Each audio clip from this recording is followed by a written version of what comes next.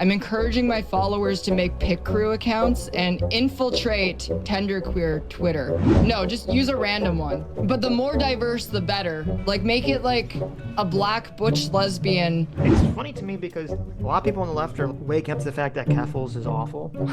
It's the frog and the scorpion, okay? You're the frog and your friend is the scorpion, and it's riding on your back this whole time, and you keep thinking, it's not gonna sting me. It's gonna sting someone else. You just got here, are we spreading misinfo? Yeah, I'm doing gay ops on genderqueers by encouraging my, I'm encouraging my followers to make pick crew accounts and infiltrate genderqueer Twitter.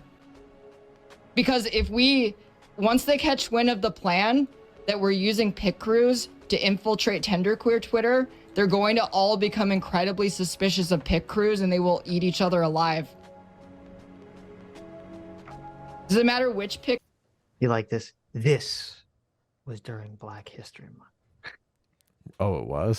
That's what the text of the page says. Genderqueer. Typically a queer white hipster who uses identity politics to avoid accountability. True. Competitive oppression and self-victimization. True. We should use this term. This is Urban Dictionary. Yeah, this is great. Well, it's weird because, I mean, according to Urban Dictionary, it says typically a queer white hipster. So I don't know why this person says, like, this was during Black History Month, as if this was, like, them attacking black people specifically or something. Oh, I guess, yeah. So, I don't know. I don't know. But it's funny to me because a lot of people on the left are, like, waking up to the fact that KEFFALS is awful. Yeah, well, I mean, jeez. It's like when KEFFALS was attacking Kiwi Farms and people on the right, people were like, oh, yeah, oh, that's so good. And then as soon as, like, they realized, oh, KEFFALS is also using these weapons, these tools against anyone, even people on the left that, you know, she doesn't like. Oh, they're suddenly like, oh, KEFFALS is so toxic and problematic. Yeah. It's the perfect example of why you need to have this sort of anti-tribal universal framework where the rules apply to everyone. Yep.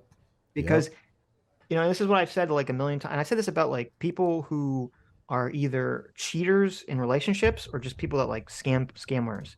Like people get into relationships with scammers and cheaters because they think, oh, well, they're scamming or cheating other people, right? Right. They're not going to cheat me. They're not going to scam me. I'm special. I'm the protagonist. I'm the special one. Yes. I'm from Lego Movie. I'm the special. Okay. And it's like, no, it's the frog and the scorpion. Okay. You're the frog and your friend is the scorpion. And it's riding on your back this whole time. And you keep thinking, it's not going to sting me. It's going to sting someone else. Of course. Look, I'm safe. They like me. It's like, I'm sorry. They told me they like me. Of course they like me. Yes. And, you know, it's so interesting because it's like the leftists are totally don't understand this. It's like the people have personality types. Yes. The people that are so much of like woke activism right now is literally just people who are getting off on being bullies. And because of the current environment. Bring the quote up. Yeah, exactly. The Huxley quote. Because of the current environment, they have to like construct this worldview where even though they get to bully and attack people and like totally get off on it, they actually feel justified because a person's bad. Yeah. Because just think about it from like this level of if you enjoy going around and destroying people's lives, like by canceling them, even if they deserve it, right? If you actually get off on doing that, that says something about who you are as a person. It doesn't matter if you know you're justified or not. Why are you gaining so much pleasure from like hurting other people, harming other people? Because you're a sadistic psychopath. That's why. Because you're a narcissistic psychopath. True. Pick crew? No, just use a random one. But the more diverse, the better. Like, make it like a black butch lesbian with like, I don't know. So basically, KEFFALS is encouraging her audience to masquerade as black butch lesbians to infiltrate some community and fuck with them. What, Sitch, what is happening here? Can you imagine if we did that? Hey guys, we got a plan here. Here's our plan. Uh-huh. That But, would just, but that's what I'm the- talking about. Like, it's the frog and the scorpion. Yeah. Could you imagine if we were running around telling people, which I think is disgusting, oh, you should go like put on fake names and just like sneak into people's audiences so you can gaslight them into thinking, whatever you want them to think. Like, it's like, no, stop. That's fucked. That's insane. Wow. So that's how Biden got elected.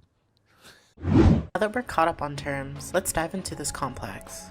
Given our current events with all the anti-trans bills, and even Joe Biden failing trans people, I felt it was only right to first cover the white queer community. When I say the white queer community, I'm talking about a very specific group of white queer people. Typically, these are queer people who are in mostly white spaces and lack the interest of changing that. They may know of intersectionality, possibly sharing infographics about them. The problem lies with them not applying intersectionality to their leftism. Assuming that being queer means they don't have to talk about their white privilege, taking an all lives matter approach to trans issues as they continue to— I don't know what this person's talking about. Like, when we watch, KEFFALS or Vosh, and these people, they do all this crap.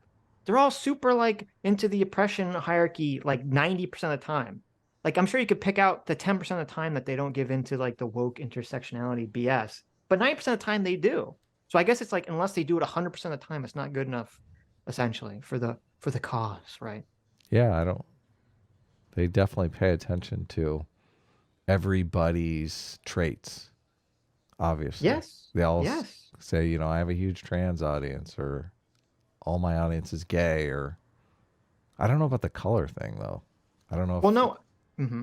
I don't know the race of the audience makeup.